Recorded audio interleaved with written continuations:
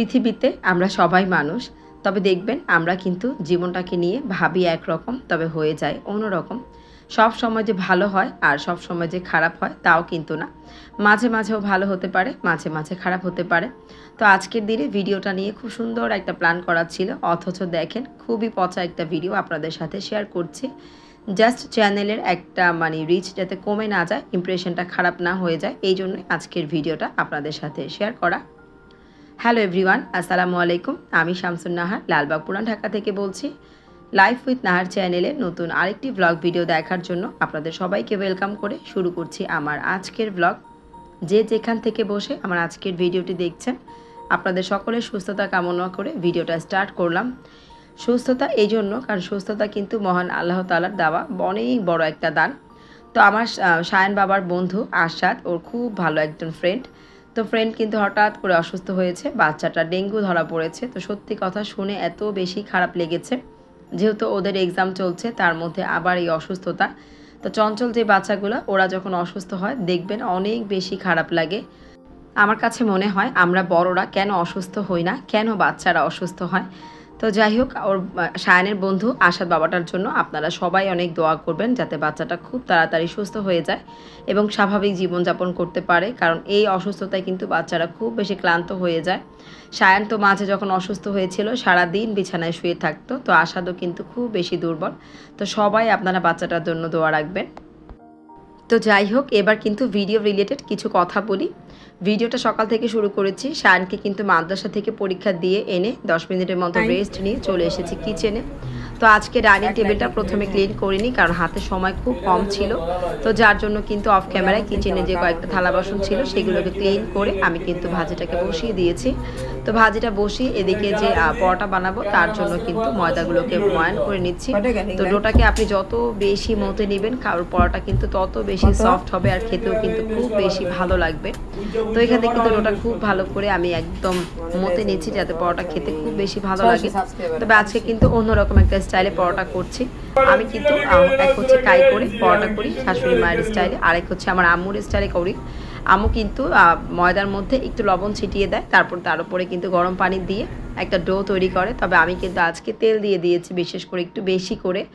কারণ বেশি করে তেল না দিলে দেখা যায় একবার রুটি বেলতে হয়, তার মধ্যে আবার তেল স্প্রেড করে ময়দা ছিটিয়ে আবার হচ্ছে 4 ভাঁজ করে আবার বেলতে হয়। তো আজকে অনেক বেশি শরীরটা ক্লান্ত ছিল আর ব্যস্ততা খুব বেশি ছিল, যার জন্য একবার শুধু পরোটাটা বেলবো। এই জন্য কিন্তু যখন ময়দাটা আমি ময়ান করেছি এর মধ্যে কিন্তু তেল দিয়ে দিয়েছি, আর এখন এই তো বেলে নিচ্ছি একে একে সবগুলো রুটি পরোটা। চুলার ভাজিটা কিন্তু অলমোস্ট ডান, আর পরোটাগুলো বানিয়ে নিয়েছি। এখন হচ্ছে সবাই রেডি হয়ে ডাইনিং টেবিলে বসার আগেই আমি খুব সুন্দর করে ডাইনিং টেবিলটা ক্লিন করতে এসেছি। তো একটা কথা আছে না, তাড়াহুড়ার কাজ কিন্তু শয়তানের। সত্যি কথা, তাড়াহুড়া করে কোনো কাজ করতে গেলে কাজের মধ্যে কোনো একটা ব্যাঘাত ঘটবে।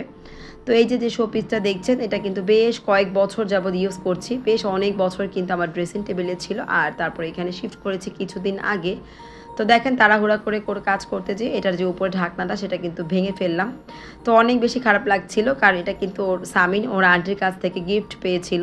তোর গিফট পাওয়া জিনিসটা এত বছর ধরে ব্যবহার করছি, যখন ভেঙে গিয়েছে অনেক বেশি খারাপ লাগছে। হয়তো অনেক বেশি দাম হবে না, তারপরেও গিফট পাওয়া জিনিস আর সংসারে যে কোনো একটা 10 টাকা দামের জিনিসও যদি নষ্ট হয়ে যায়, আমাদের গৃহিণীদের কাছে কিন্তু খুব বেশি খারাপ লাগে। ভিডিওর এই পর্যায়ে যারা আমার সাথে আছেন প্লিজ একটা লাইক দিয়ে ভিডিওটা কন্টিনিউ করবেন। যারা আজকে আমার চ্যানেলে নতুন ভিজিট করছেন বা আগে থেকে আমার ভিডিওটা দেখা হয় তবে চ্যানেলটিকে এখনও সাবস্ক্রাইব করা হয়নি, আশা রাখছি ধীরে ধীরে আমার ভিডিও দেখতে দেখতে আপনাদের কাছে কোনো একদিন হলেও ভালো লেগে যাবে। আপনারা আমার চ্যানেলটিকে সাবস্ক্রাইব করে আমার পাশেই থেকে যাবেন। তো অলরেডি কাজগুলো আপনারা যারা করেছেন আপনাদের সকলকে জানাই অসংখ্য অসংখ্য ধন্যবাদ। এভাবেই আমাকে সাপোর্ট করে যাবেন। তো এইদিকে কিন্তু নাস্তাটা আমি আজকে একবার টেবিলে পরিবেশন করতে পারিনি, প্রথমে সাহেবকে দিয়েছি। তো সাহেব খাচ্ছিল, তারপরে কিন্তু গরম গরম ঘিয়ে ভাজা পরোটা শায়ান বাবাকে দিয়েছি। আমাদের বাসায় রুটি পরোটা সবাই কিন্তু গরম গরম খেতে পছন্দ করে, বিশেষ করে আমি। সবার নাস্তা দেওয়ার পরে কিন্তু আমি আমার জন্য পরোটা ভাজি, যাতে কোনোভাবে ঠান্ডা হয়ে মুচমুচে ভাবটা কমে না যায়, তাহলে আমার কাছে খেতে না তেমন একটা ভালো লাগে না।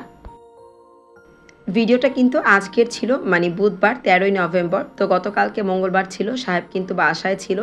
এই যে ডাইনিং টেবিলটা ইচ্ছে ছিল মঙ্গলবার তাকে নিয়ে খুব ভালো করে একটু ডিপ ক্লিন করবো। সে তো ডিপ ক্লিনিং কাজ করতে পারবে না, তবে যদি গ্লাসটাকে সরিয়ে দেয় আমি কিন্তু খুব সুন্দর করে পরিষ্কার করে নিব। তবে দেখেন মঙ্গলবার একটা দিনে অপেক্ষায় যতই থাকি না কেন ততই কিন্তু ব্যস্ততা বেড়ে যায়। তো সকালবেলা সায়নকে পরীক্ষা দিয়ে এনে ওকে নাস্তা করিয়ে নানুর কাছে রেখে সামিনের জন্য টিফিন রেডি করে চলে গিয়েছিলাম একটু বাহিরে। তো সেখান থেকে টুকিটাকি কেনাকাটা করে নিয়ে এসেছি।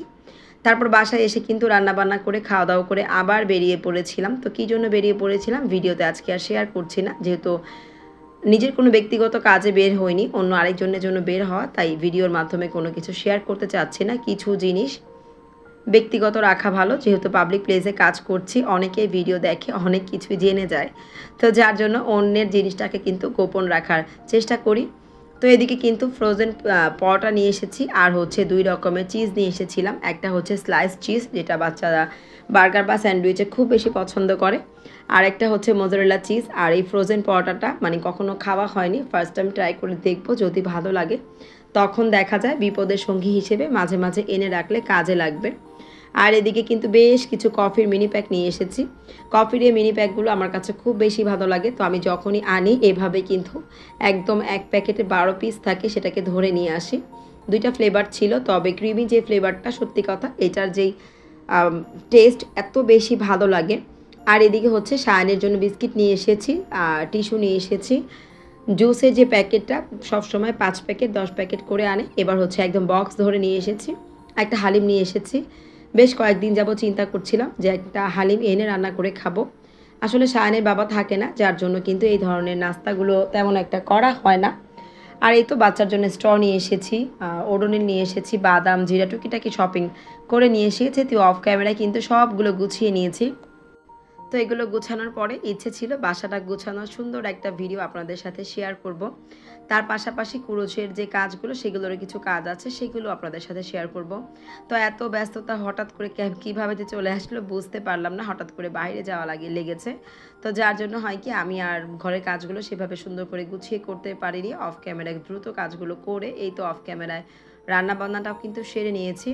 কাজ করো আর যাই করো, সময় মতো কিন্তু পেটকে তার খাবার দিতে হবে, তো সেই চিন্তা করেই কিন্তু এসে রান্না করেছি। ভাত রান্না করেছি, রুই মাছটাকে ভেজে সুন্দর করে ভুনা করে নিয়েছি।